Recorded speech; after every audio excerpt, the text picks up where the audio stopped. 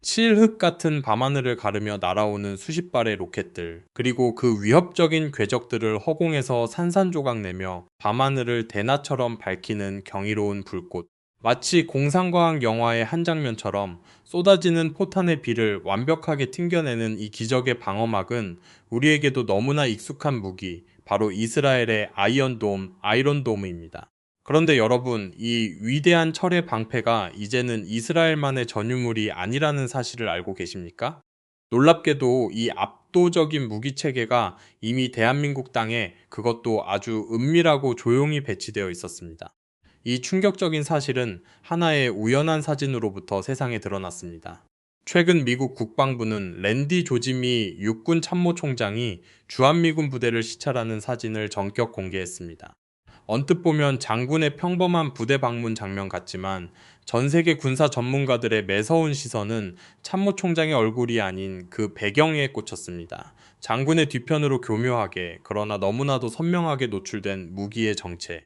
그것은 바로 미국판 아이언돔이라 불리는 최첨단 근거리 대공 방어 시스템 IF-PC 간접사격 방어체계였습니다. 불과 작년에야 그 존재가 처음 세상에 공개된 그야말로 따끈따끈한 미국의 최고급 요격 시스템이 이미 한반도에 떡하니 자리 잡고 있었던 것입니다. 여기서 우리는 아주 거대한 의문을 품지 않을 수 없습니다. 도대체 왜 미국은 이토록 귀하고 강력한 최첨단 방어 시스템을 이렇게 서둘러 대한민국에 배치한 것일까요? 단지 IF-PC뿐만이 아닙니다.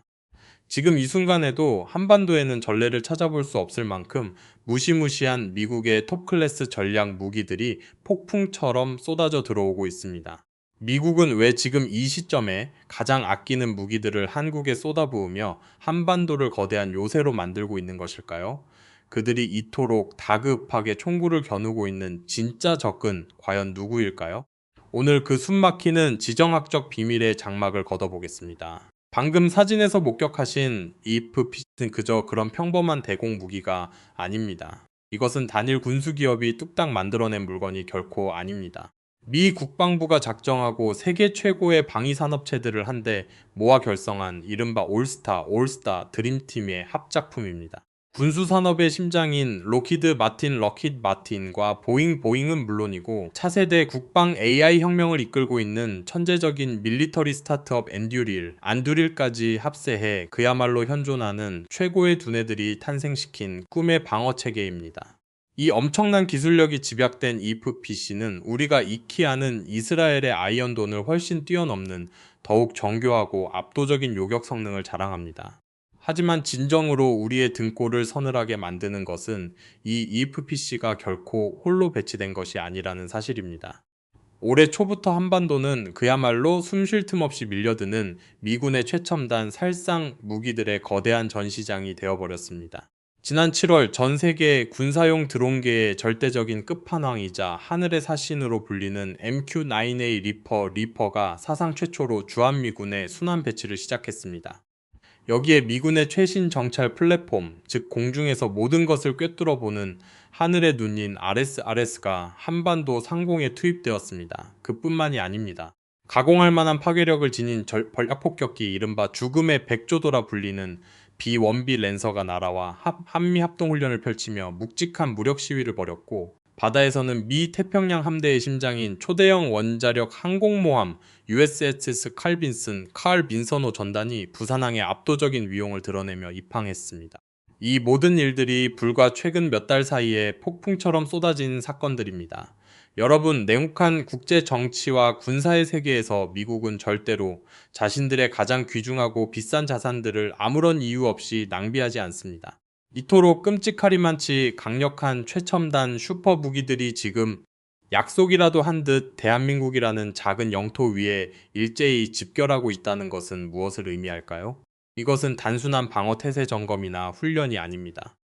이 거대한 살상 무기들이 한반도에 모여 뿜어내는 서슬퍼런 살기와 단호한 경고의 메시지는 결코 휴전선 너머의 북한만을 향한 것이 아닙니다. 지금 이들이 겨누고 있는 날카로운 창끝은 북한을 넘어 아시아 대륙에 웅크리고 있는 또 다른 거대한 제국을 정확히 정조준하고 있습니다. 한때 미국은 전선성기 시절의 마이크 타이슨과도 같았습니다. 그 어떤 국가도 감히 도전장을 내밀 엄두조차 내지 못했던, 단 하나의 빈틈조차 허락하지 않는 세계 유일의 절대 강자였죠. 불과 얼마 전까지만 해도 중국이 언젠가 미국의 패권을 위협할 것이라는 전문가들의 경고는 그저 허무맹랑한 농담처럼 치부되곤 했습니다. 하지만 시대는 무서운 속도로 변했습니다. 영원할 것만 같았던 미국에 대한 패권은 지금 폭풍처럼 밀려오는 중국의 압도적인 맹추격 앞에 서서히, 그러나 확실하게 요동치고 있습니다.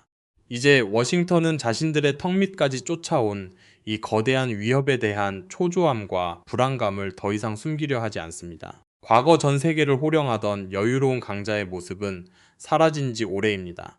천문학적인 관세 폭탄으로 불을 지핀 무역 전쟁부터 21세기 산업의 쌀이라 불리는 첨단 반도체의 숨통을 끊어버리는 맹렬한 수출 통제까지, 지금 미국은 수단과 방법을 가리지 않고 있습니다.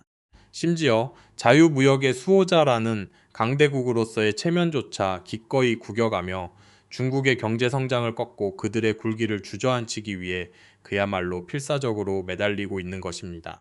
그러나 역사를 돌이켜보면 외교와 경제를 둘러싼 모든 강대국 간의 패권 경쟁은 결국 가장 원초적인 힘, 바로 군사력에서 최종적인 승패가 결정됩니다. 중국은 그 거대한 경제력을 바탕으로 하루가 다르게 군사력을 팽창시키고 있으며, 이제는 미국의 앞마당이나 다름없던 태평양의 제해권마저 노골적으로 넘보고 있습니다.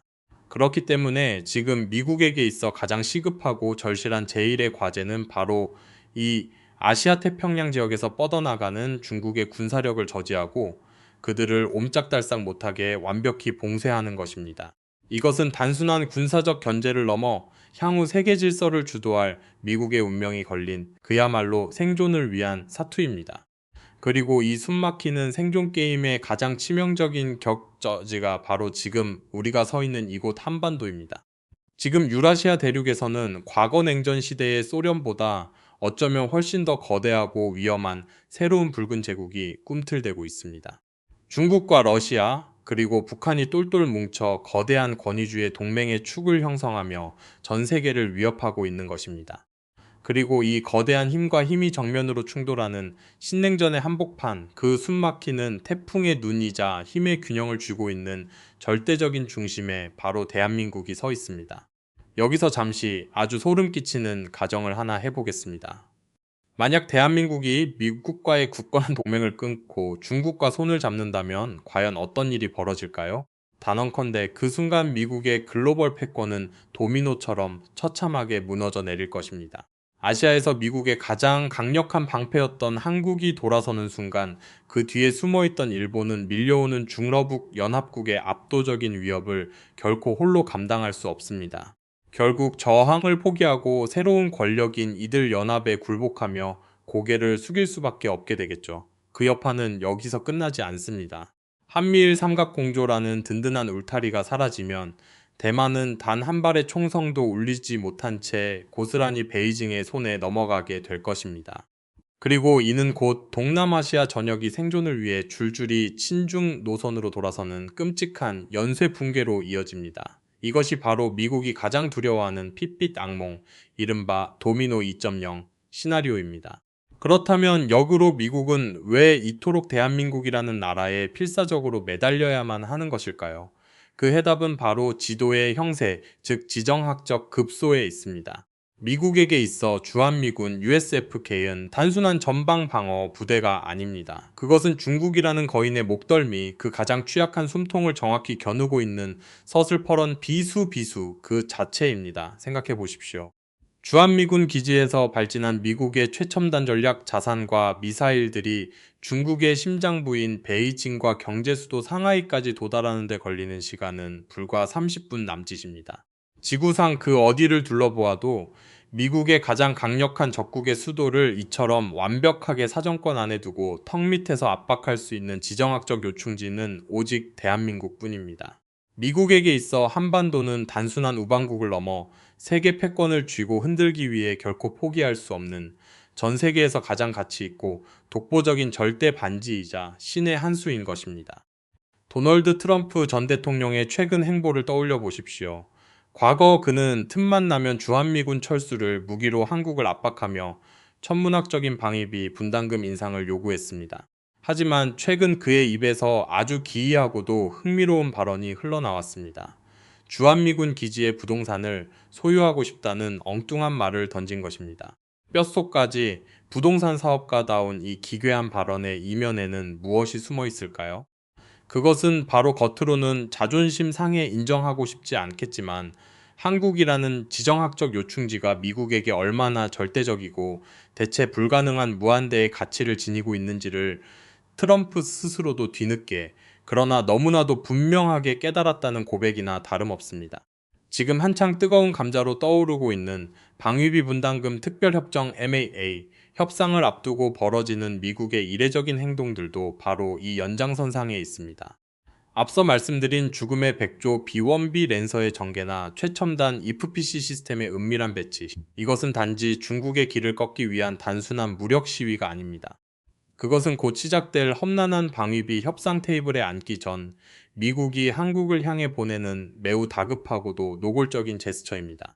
우리가 이렇게 최첨단 무기를 동원해 한국을 신경 쓰고 있다. 우리는 당신들을 너무나도 소중하게 생각한다는 것을 선제적으로 증명하며 한국의 마음을 달래고 어루고자 하는 고도의 정치적 당근인 것입니다.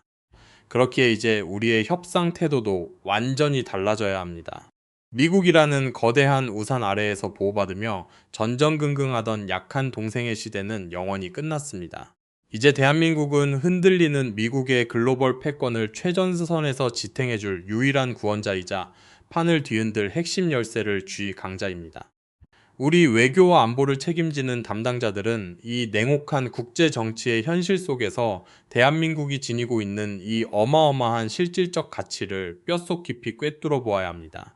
더 이상 눈치를 보거나 주눅들 필요가 없습니다. 이제는 우리가 쥐고 있는 이 절대적인 에이스 카드를 테이블 위에 당당히 뒤집어 놓고 가장 스마트하고 배짱 있게, 그리고 철저히 우리의 국익을 챙기는 주도적인 협상을 펼쳐야 할 때입니다.